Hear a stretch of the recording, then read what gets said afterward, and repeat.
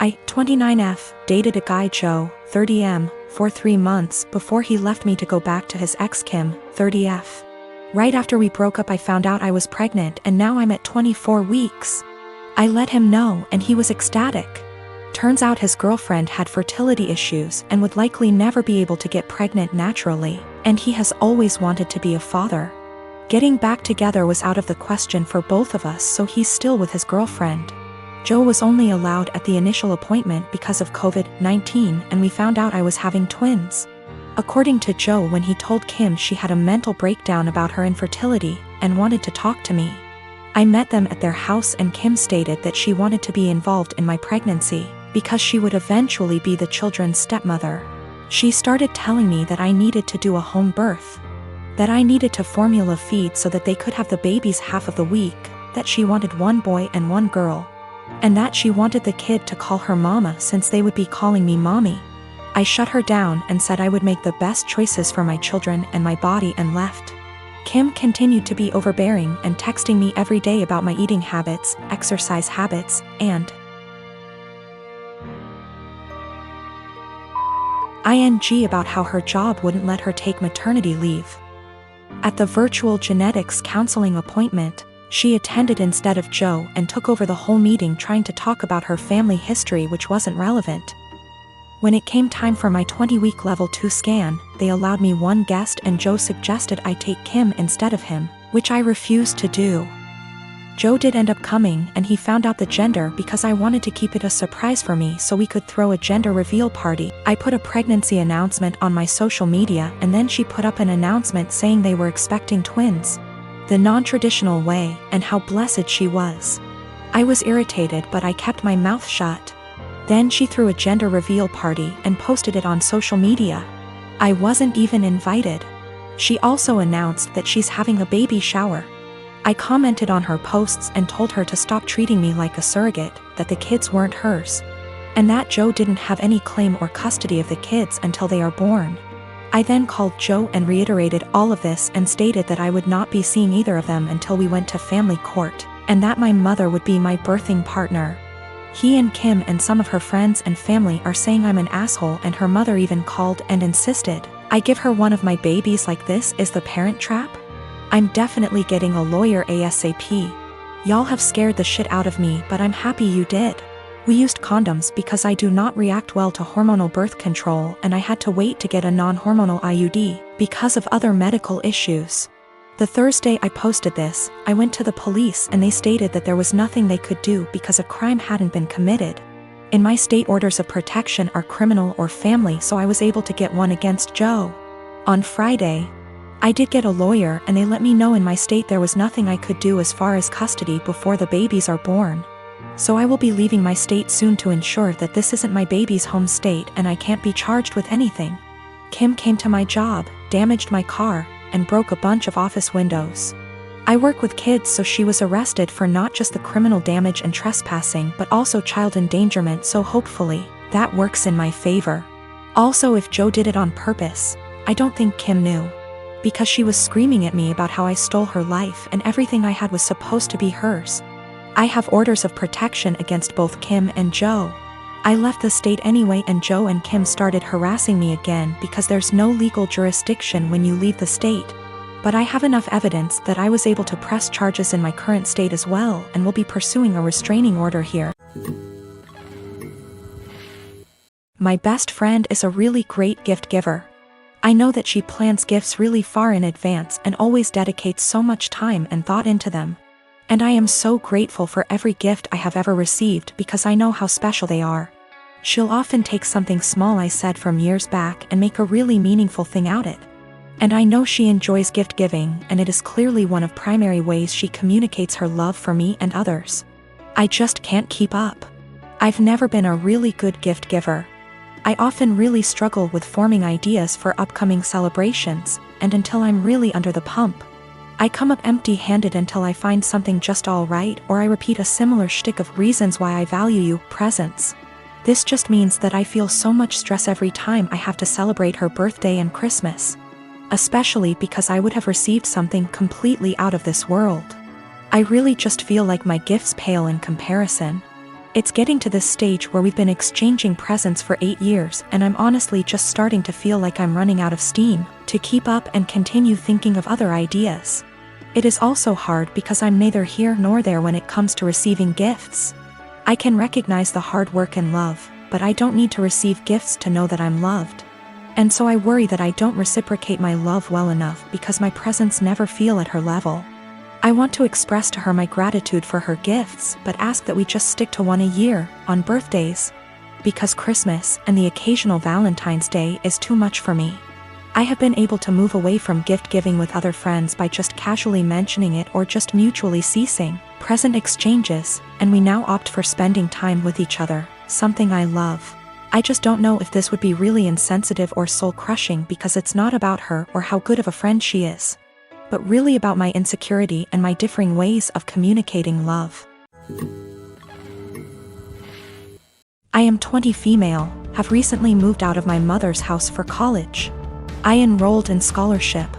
The other night, my mother wanted her, my younger brother, and I to have dinner together. It's been a while since we've spoken, and I'm afraid this might happen again. We were having a nice night, the dinner was delicious, and honestly, we were all having a good time. Eventually, we got onto the topic of how things were when I was younger. I made the comment on how her behavior when I was younger made me feel like I missed out on a lot of things as a child. She disagrees, and tells me that I'm being dramatic, and that my childhood was perfect. Quote, I was lucky to have a mom who cared as much as she did. My mother gave birth to me when she was 18. My father walked out when I was young, due to a personal conflict between the two. So, she raised me on her own until I was 7. She met a guy, and they ended up having a kid together, my younger brother. He was a golden child to my mom. His father was only a temporary item, as he left as well, soon after. Although the father of my brother was still visible in his life, I didn't have anyone to look up to as a father figure. Eventually, my mom went through a phase of depression after they separated.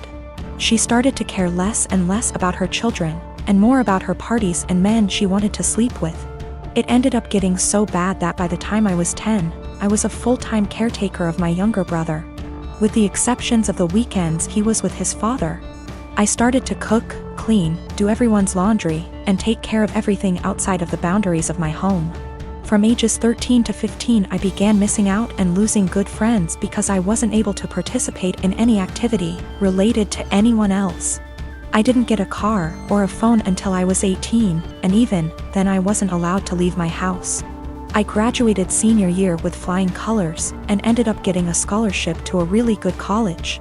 I took this opportunity not only to focus on myself, but to also help my mother realize that I was not going to be around forever. When she found out I got the scholarship, she threw a fit and told me I wasn't allowed to leave my responsibilities here at home. I left a week after the conversation. I did make sure that my younger brother was safe with his second guardian at the time. My mother and I talked on some occasions but never really kept contact. We got together, and you know the story. She told me I am an asshole for saying that she never really took care of me or my younger brother. I told her that eventually, she will need to get help and stop victimizing herself. But I'm starting to feel guilty, and that maybe I was dramatic after all. I've officially decided that I no longer need my mother in my life at this point in time. I'm now going to only focus on myself, and working towards a successful career in law. Of course, my mom won't take it well, but it won't really matter to her in the long run. Her children never really mattered to her. I'm going to stay in contact with my younger brother, though. I'm going to make sure that he doesn't possibly go through the same amount of trauma I did. Let me start off by saying my son, Adam, is 22 years old. Back when my ex-wife, Tori, and I were trying for kids, we found out that I was infertile. We decided we'd adopt, then about 4 months later my ex-wife is pregnant. I was thrilled because I thought maybe the doctor made a mistake. No, I was wrong. My ex-wife cheated on me and I didn't find out until 20 years later. Tori told me 2 years ago that she cheated on me. And we did a paternity test to make sure, and well, he's not my biological son. My ex and I divorced a few weeks later. Ever since my son found out the truth, he wanted to meet his biological father. He did, and they started to become really close. It hurt me much more than I thought it would.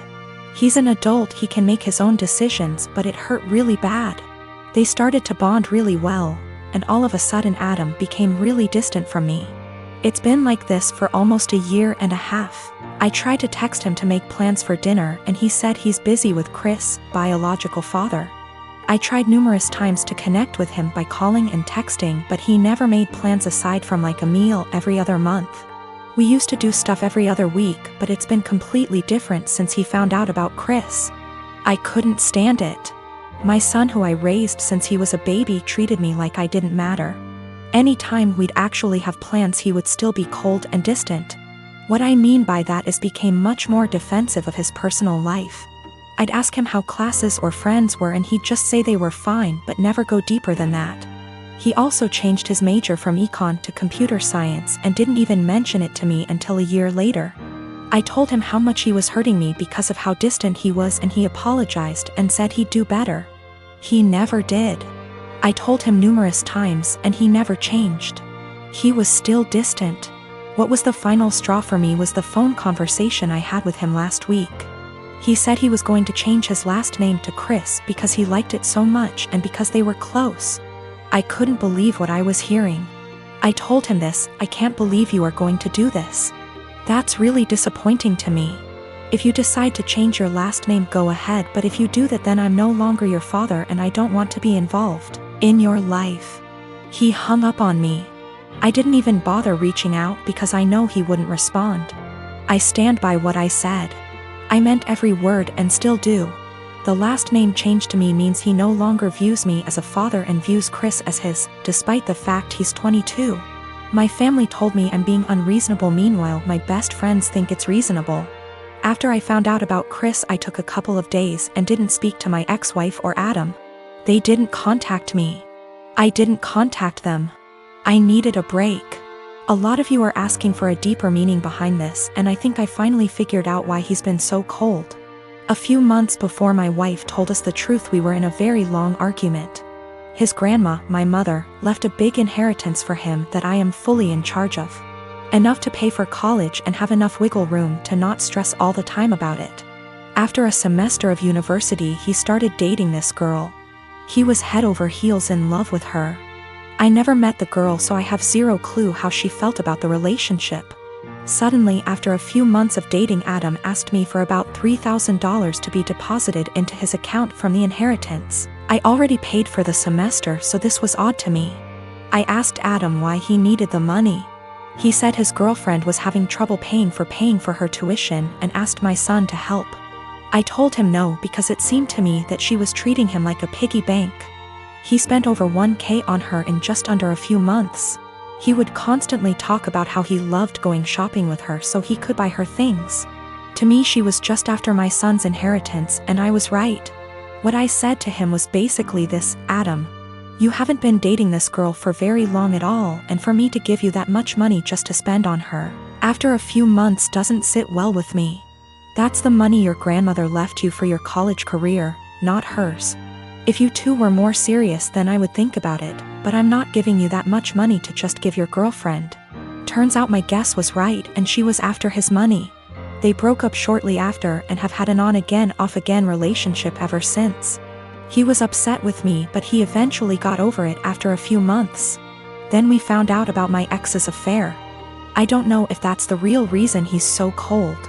That was a huge argument that went on for weeks until she left him,